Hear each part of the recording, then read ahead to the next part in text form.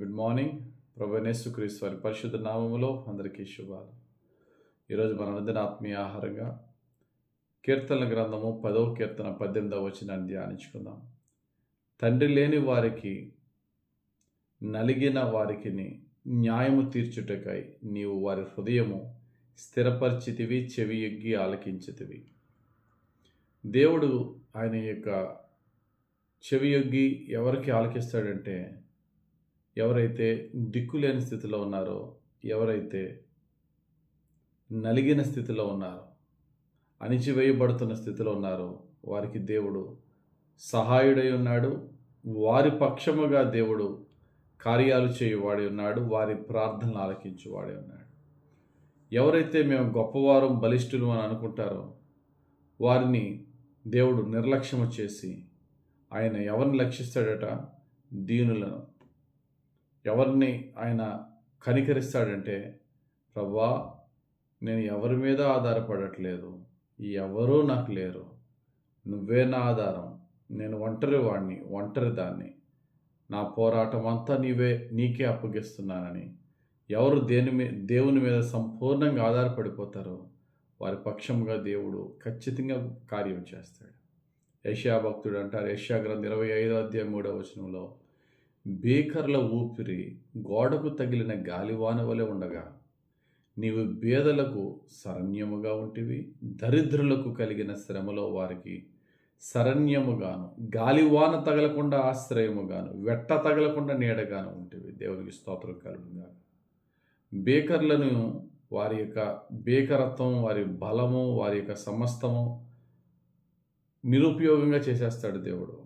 కానీ దీనుల పక్షముగా ఆయన ఉండి వెట్ట తగలకుండాను, వర్షము తగలకుండాను ఆశ్రయముగా ఉంటివి. అంటే ఏ కీడు, ఏ నష్టం మన జోలికి రాకుండా ఆయనే మన ఆశ్రయముగా ఉంటాడు. ఎప్పుడంటే మనము దీనులమై, మనకి ఎవరు ఉన్నా ఎవరు లేకపోయినా, యేసు ప్రభువా నీవే నా ఆధారమని, నీవే నా ఆశ్రయమని, మనుషులను కాక యేసు ప్రభు మీద ఆనుకుని జీవించిన వారికి ఆయన ఆశ్రయదుర్గమై ఉన్నాడు.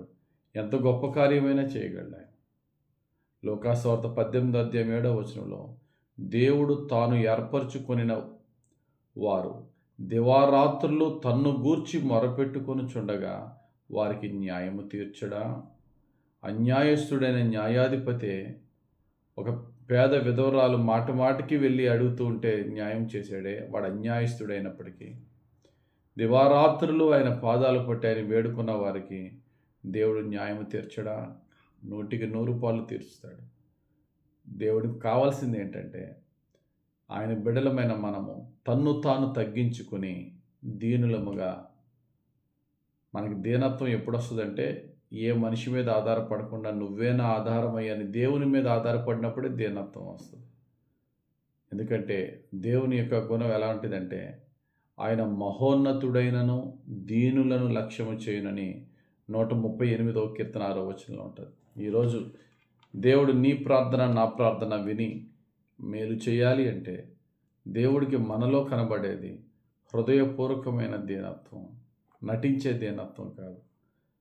హృదయపూర్వకమైన దీనత్వము, 100కి 100 పాళ్ళు దేవుని మీద ఆధారపడే జీవితం మనకి ఉంటే కనుక దేవుడు ఖచ్చితంగా మన పక్షముగా ఆయన వ్యాజ్యమాడి అందరూ ఉన్నప్పటికీ పొందలేని విజయాన్ని ఒంటరి జీవితంలో దేవుడు పొందేలా చేస్తాడు.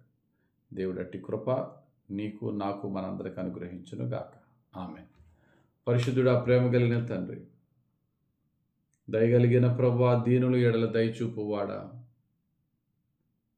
అయా అణిచివేయబడుతున్న వారి పక్షముగా, నలిగిన వారి పక్షముగా వ్యాజ్యమాడువాడా, బేకరుల బలమును ప్రభువా నిర్లక్ష్యము చేసి, నిరుపయోగము చేసి, దీనులకు ఆశ్రయముగా ఉండి అది వాన వల్ల కానీ, మంచు వల్ల కానీ, ఎండ వల్ల కానీ ఏ నష్టము కలగకుండా వారికి ఆశ్రయంగా ఉంటానని వాగ్దానం చేసిన తండ్రి, నీవే నా ఆశ్రయమని ఎవరు నిన్ను ఉదయకాల సమయం వేడుకొనిచున్నారో వారి దీనస్థితిపై నీవు దయచూపి, నీ గాయపడిన హస్తం, నీ దక్షిణ హస్తం, నీ ఆత్మహస్తం వారి మీద ఉంచి వారు నీకు ప్రార్థన చేసుకుని నీ దయ పొందుకునే భాగ్యం దయచేయమని మేమందరము నిన్నే ఆశ్రయముగా చేసుకుని, అయా ఈ కష్ట నష్ట బాధల్లో ప్రార్థించి దయ పొందుకునే భాగ్యం దయచేయమని యేసుక్రీస్తు వారి పరిశుద్ధ నామంలో ప్రార్థించి వేడుకొనుచున్నాం తండ్రి.